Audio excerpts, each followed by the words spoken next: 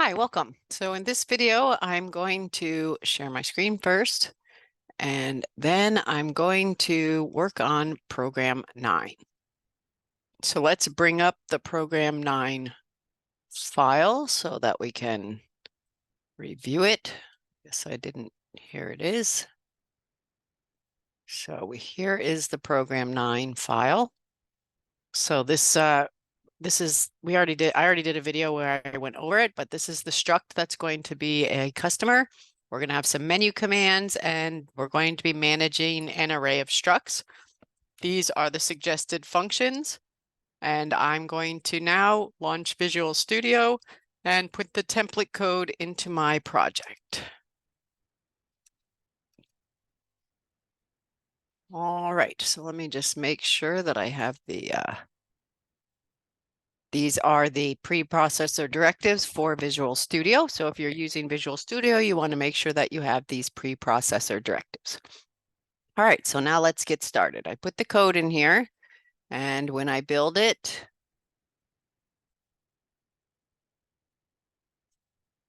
it should build. Let's see that it builds. And all right, it builds. I got some warnings because I have variables that I'm not using yet, but other than that, it does build. So now let's take a look at this code and go through it and see what's here. So I have here my struct. I've defined a size to be 50. That's going to be my array will be that size. I've already given you the definition of the struct. We have a character array for the first name. We have an integer for the order number. We have a double for the order amount. We have a character array for the location, and then we have a single character to indicate whether or not it is valid. So if you go here and look at the sample output, we're going to display this menu, and then we have different options, the different options to calculate the total, to print orders that are over a certain amount, to make a customer invalid. So if you did not watch the other video, you need to watch the other video first to understand that we're not going to remove anything from our array. We're just going to set them all by default as valid, and then we have the option to search through and set them by invalid. We will print the customers, add a valid customer to print the valid customers, print all the customers into an output file. And I have an example of an output file here. This is an example of the report. So you will see after we did some things, this one became invalid, but it's still in my list.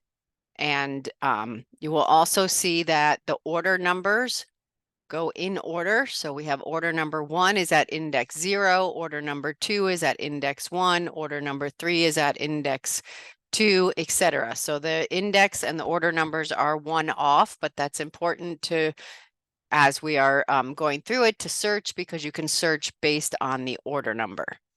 All right, so let's get started with our code. So we have these functions. Our first function, we need to greet the user. Our second function, we need to put 5 customers into our array so that we have stuff to work with. This is for the menu that's going to have the menu options. Then we have a process our menu, similar to our last programs, where you're going to pass the letter over and process it. We can print one customer onto the screen. We can print all the customers who are valid onto the screen. We can print all the customers to a file. We can add a customer to the end of our list.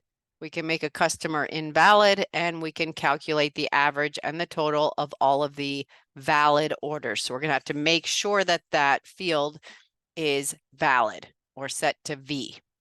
All right, so the first thing obviously we're going to do is we're going to have to declare some variables, and we're going to greet the user. So our first function is greet the user. Obviously, you guys do not need to watch me type a big greeting, but I will at least put a printf here. You should put a much better greeting than this, but by now, hopefully you do know how to do the greeting function. So just to make sure that it works, I'm going to call this function.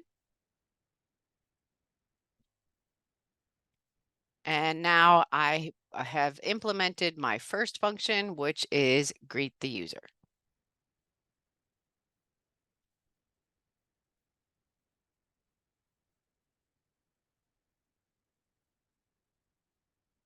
Okay, so now it says, welcome. It says 5 valid customers have been added to the order, but we have not implemented that yet. So let's implement that next. So I'm going to declare an array. My new data type is customer. The name of my array is inventory. And the size of my array is going to be 50. I can put 50 customers into my array. And now I'm going to declare account. So we have two different things here. We have the capacity. So the size is 50. That means the capacity is 50. When we start out, we haven't put any customers in there, so our count is going to be 0. So we have a capacity of 50, but we can put up to 50 customers into our array, but we are only going to start by putting in 5. So how do we put the 5 customers in our array? That's going to be in a function, this function called fill5. So let's go down here and see this function called fill5. So because an array is a pointer, when we fill in the customers into our array, they're going to be assigned to our array, and then it's going to also be modified inside the function and also back from the main function from where it was called. So I've already done the first one for you. You can't say inventory at index 0 and assign the values like that. If your compiler allows you to do that, that is not standard C, because you technically can only do it at declaration. So we're going to have to make 4 more temporary customers. All right, so we have our temp2. You can't reuse it. And it's going to be at index 1. We have temp3, which is going to be at index 2. We have temp4, which is going to be at index 3, and temp5, which is going to be at index 4. So what we're doing here is we're declaring a temporary customer and assigning it values. And then we're taking that temporary customer that we just created and we are assigning it to the first index of the array. Then we're making another temporary customer and putting it into the second index, which is index 1, because arrays start at 0. So our numbers are going to go from 1 to 2 to 3 to 4 and to 5. And you should change some of this information. For example, change this to $25, maybe change this to $500. Or they're all going to be valid. Maybe you want to change the location. You know, you don't have to use Ironman and all of that. You can use athletes. You can use any type of customers that you want. So we could also have like Pikachu. I don't even know how you spell Pikachu. Pikachu. Maybe that's right. And he's probably not from Malibu, but again, it's up to you. The only thing I want to point out is that do not put white space. It's very easy to read this with a dot there. So if you wanted to change another name to, I don't know, let's, Stanley Steamer. I don't know why I thought of that, but where's Stanley Steamer located? I don't know. We could say Florida. So you don't really need to watch me do a lot of typing, but you should put in 5 customers, and I've already helped you out. So there's no reason that you should do it any other way than this. We are going to have our first customer, our second customer, our third customer, our fourth customer, and our fifth customer. And the important part is that each customer has a unique number and they go in order. Customer 1, customer 2, customer 3.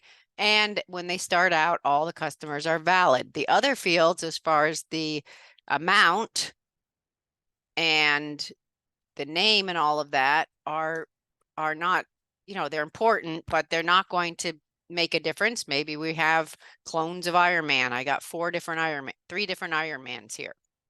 But it's not fun to do a program when all of your customers have the same name, obviously. Okay, so now we have put these 5 customers in here. We need to call this function. So to call this function, you call fill5 and you pass it your array. And now because we've put 5 customers in there, we want to set our count equal to 5. Please rewatch the first video so you will understand about the array and how count is now storing the first empty spot in the array and how important count is in keeping track of printing onto the screen and everything else. All right, so our next thing we want to do is we want to get the choice. So this is the function call to get the choice. We have our function get choice. And what that's going to, our get choice function, I don't know if I've already, no, I have not put it here. So let's add our get choice function down here. We want to get our menu working. So let's get our menu working here. So in the get choice function, I don't know, I hit the wrong thing.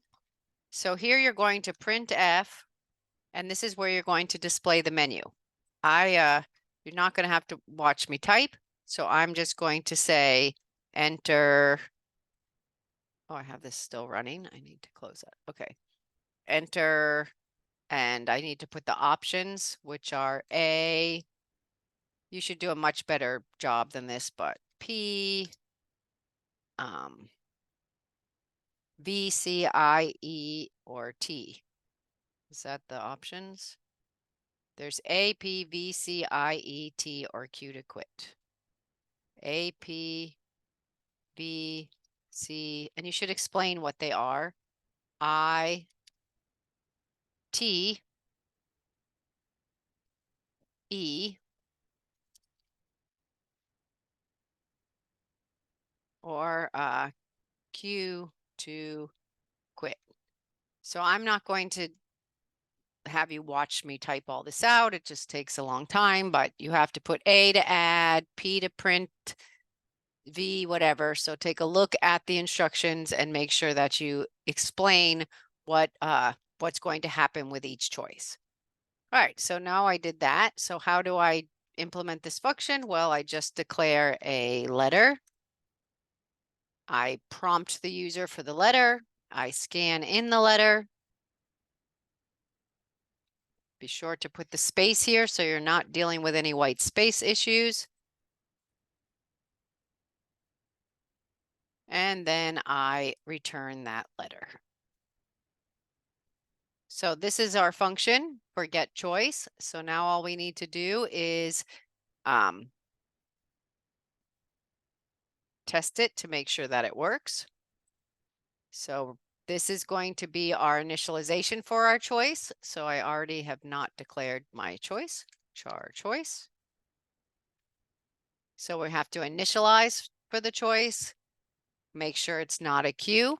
All right, so the other thing I'm going to do is I'm going to change the letter to an uppercase before I return it. So I don't have to use the logical and or logical ors. I'm going to say letter equals to upper and change the letter to uppercase.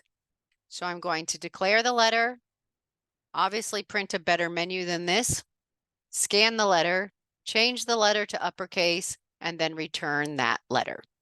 And now just to make sure that it is working as expected, I could print the letter here.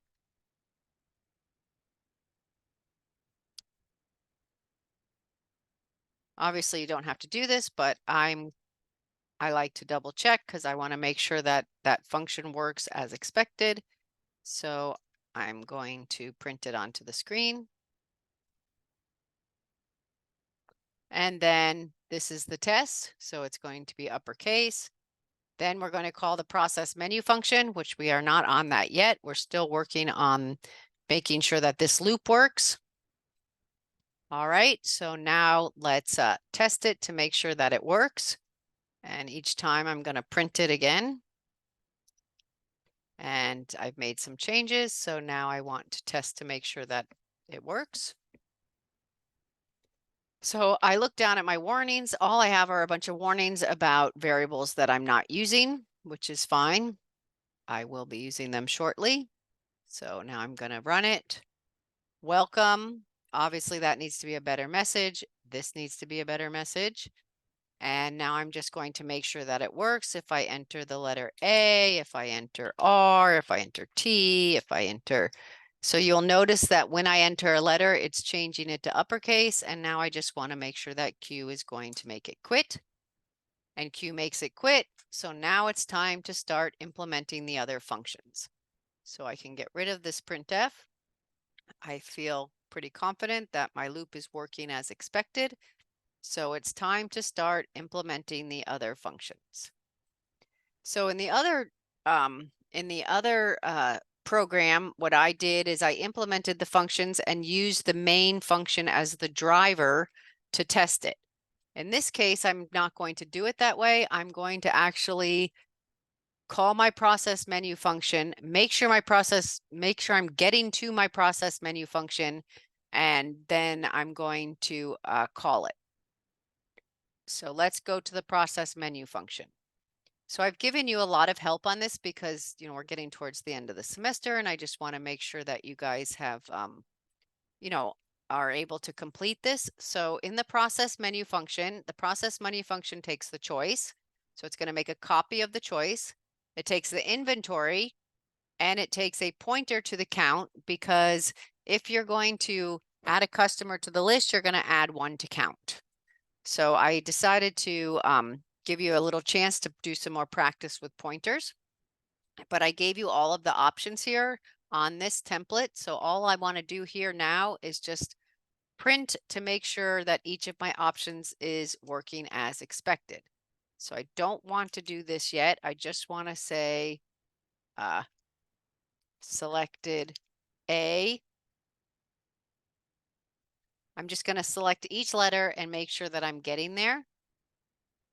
And here selected P, and here selected B. This is just to make sure creating a report already has a printf, and here selected I, and here selected E, and here selected T. So these printfs don't have any point other than to make sure that this is working as expected, that I'm jumping to this function and then I'm making the selection. And then my plan is to implement each one of these options one at a time and test it. So first, let's test this now. Oh, I'm not calling the function.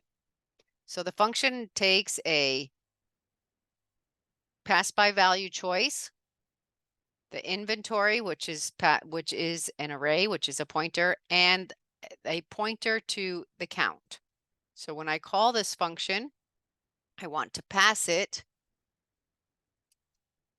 choice by value, inventory, because it already knows that it's an array, it's just going to pass the inventory, and then I'm going to pass the address of count. So I should be able to, it should call each one of the, it should go to each one of those things and print something onto the screen.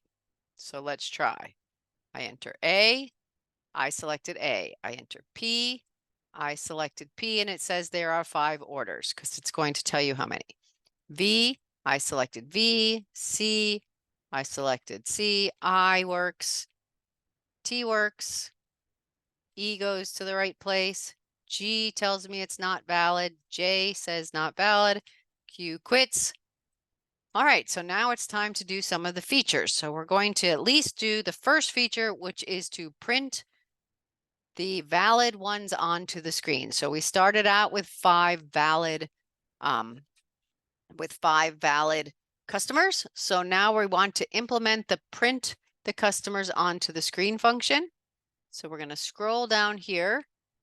So the thing is that we can use our print one customer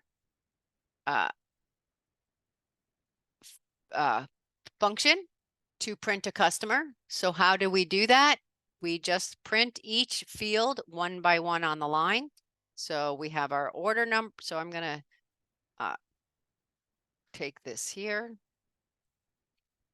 and copy it down here so I know what I need to add. All right, so the first thing is the order number. So that it's going to print the order number, and then we can copy this and we'll do the order name, the order amount, the location, and whether or not it is valid. So the first thing we would print is the order number. Then we can do the name, and that is going to be our temporary customer dot order name. Now the order number is of type integer, so we use %D. The order name is a character array, so we use %S. And then our next one we're going to print is going to be the amount. So I might want to add a $sign here. And I want to do %.2F since it's money, 2 decimal places. So that's going to be the order amount. And then the next one is going to be the location. You can really print these in any order. So, but this is the way I've decided to do it. The location is a character array, so we'll use %S. And then we will print the location. And the last one is we're going to print whether or not it's valid. So I have here valid or invalid. And you can format the way you like it. This is just the way that I've decided to do it. And this is a character, so you use %C. And you can see here that we're using all of these data types that we've been using all semester. So you're getting a lot of practice with these different data types in your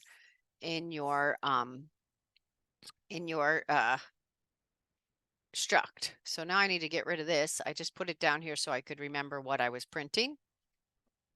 And so now this, to print the valid list, we're going to take the inventory and the number of filled cells. So in the beginning we have 5. So it's that loop that goes through an array. It starts at index 0, goes 1 less than count. So if it's 5, it's going to go to 4.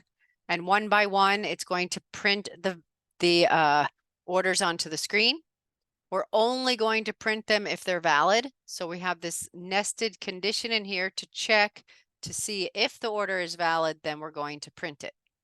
And then what are we going to do if it's valid? We're going to print the customer. So we're going to print one customer.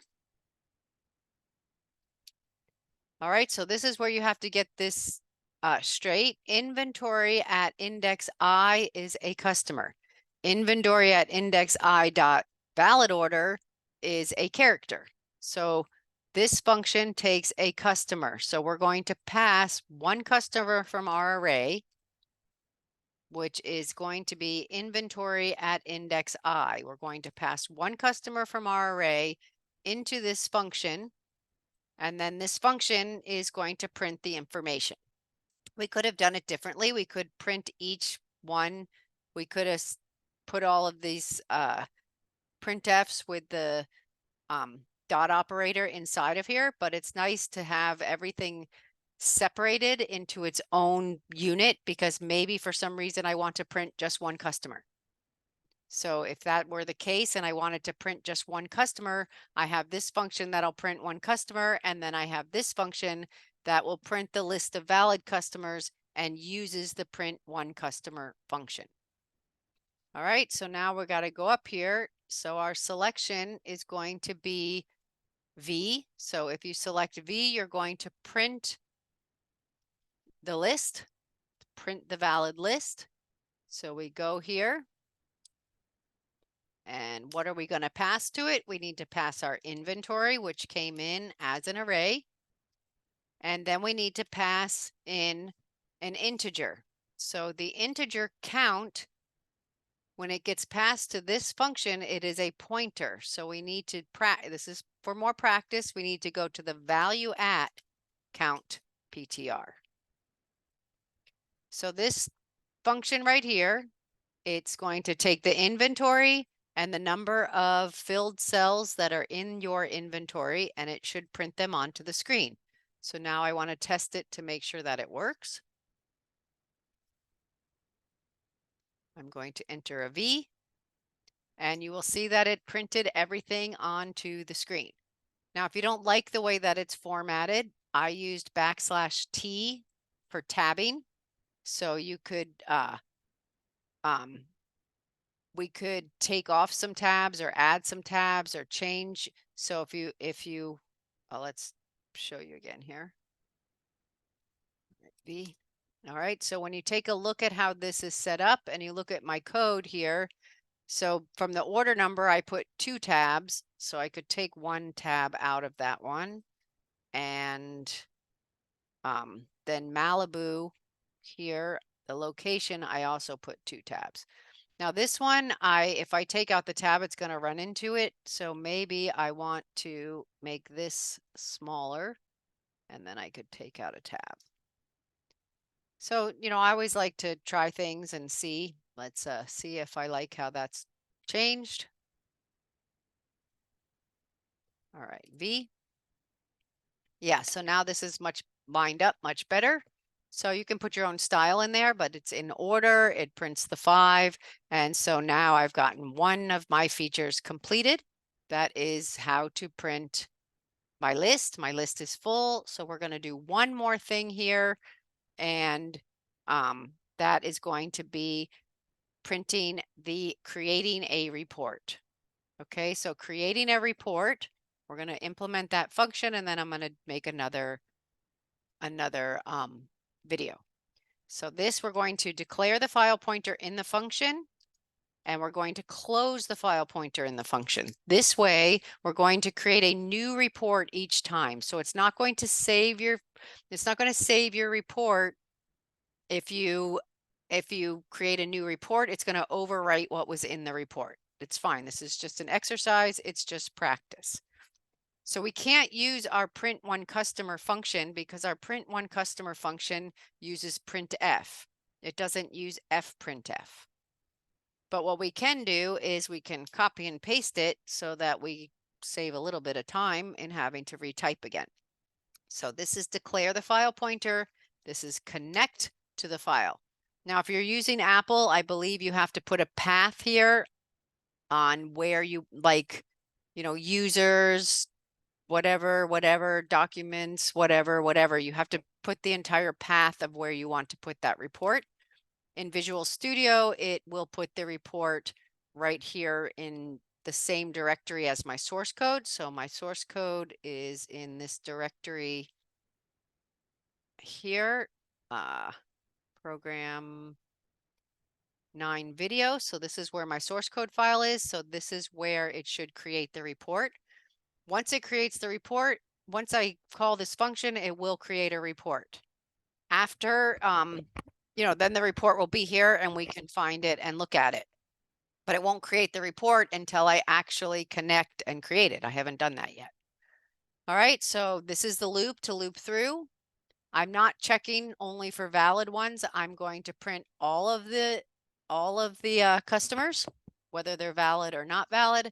And now I'm just going to add this here. So I really gave you a lot of help to help you guys to do this. So hopefully you will utilize this. All right. So the first thing I need to do is change all of these to fprintfs because they're file printfs. Fprintf, also I need to add another parameter, which is the file pointer. And then I have to change my customer from being a info to the inventory. So inventory at index I is a customer. Inventory at index I is a customer. Here we have one more customer and we have one more. All right, so this is a customer. These are all the fields. It should go through the loop up to the number that is in there. So it's going to declare the file pointer, connect to the file, loop through, and put all of the customers in the array, valid or not, into the file, and then close the file pointer. And then if I call this function again, it will redeclare the file pointer, reconnect to the file, so it will overwrite what was already in there, which is perfectly fine for this exercise. So now I want to print the list to file based on when you create a report here. And so this function, it's going to take the inventory and it's going to take the count, value at count pointer, because it takes count as an integer. More practice. And semicolon. So now I can test it. So here is my directory where this code is located. If I right click on here, you will see that this is my code that I'm working on. All right, so we will build this and we will select a C.